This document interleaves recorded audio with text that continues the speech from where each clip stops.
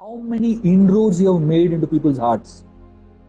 What can we do to get rid of this one particular thing? That do likes determine our life really? Do really Instagram likes determine the way we are? Because this is one thing, someone has name of the book, it's called Open-Eyed Meditations. Please check it out. So that's the ask, Prabhuji. Like, what can we do to get out of this, the web of likes, as we call it? Yeah. Thank you for that question, and thank you for being thoroughly honest here on this discussion. Sharing your struggles. Yes, Prabhuji. So important. It's very. I'm being an open book, Prabhuji. Like, I have nothing to hide from you or to anybody here, because I believe the problems I face are problems the general public also ends up facing at some point. Absolutely. Let me tell you a story from the Mahabharat that will bring more perspective to this discussion, and then I'll speak. In the Mahabharat, just before the war, BHISHMA, who is a commander of the Kaurava army, he has a meeting of all the Kaurava generals, and he's kind of evaluating the performance and the abilities of each of them, and he gives ratings. So he gives somebody Maharathi rating. He tells Duryodhana and Dushasana Maharathi is like somebody who can fight against thousands of warriors. Somebody gives them a rating of Rathi and things like that. And when it comes to Karna, he gives him a rating of Ardharathi. The word Ardharathi means half a warrior. That means he can't even kill one person properly, Literally saying useless. Karna gets very, very upset. And he takes it very seriously. He gets very offended. He asks Bhishma, how dare you call me Ardharathi? I am greater than a Maharathi if there is something. So Bhishma gives him a logical explanation. He says, you have a curse on your head.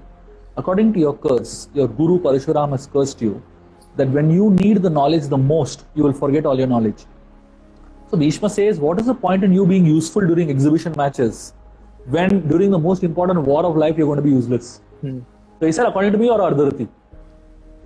Now here is where my thought process and my discussion is. Just because Bhishma is saying Karna is an Ardharathi, does it actually make him Ardharathi? The answer is, obviously from Bhishma's point of view, his definition of Ardharathi makes sense. Like if I call you a donkey, are you a donkey? No. Not necessarily, right? Obviously not, If I call someone an idiot, does it really make that person an idiot? It's not at all, right? But that's the way we perceive it. If we see this, we value ourselves more. If we see this, we value ourselves less. If we actually take ourselves, we rate ourselves based on others' rating of us. The way the world is designed, it is designed to make you take other people's opinions too seriously. And you know what the most funny thing is? In a world of social media, where there are thousands of people giving opinion about you and your work, and there are people whom you don't even know giving opinion about you and your work, and we take those opinions so seriously, and we value ourselves based on those opinions.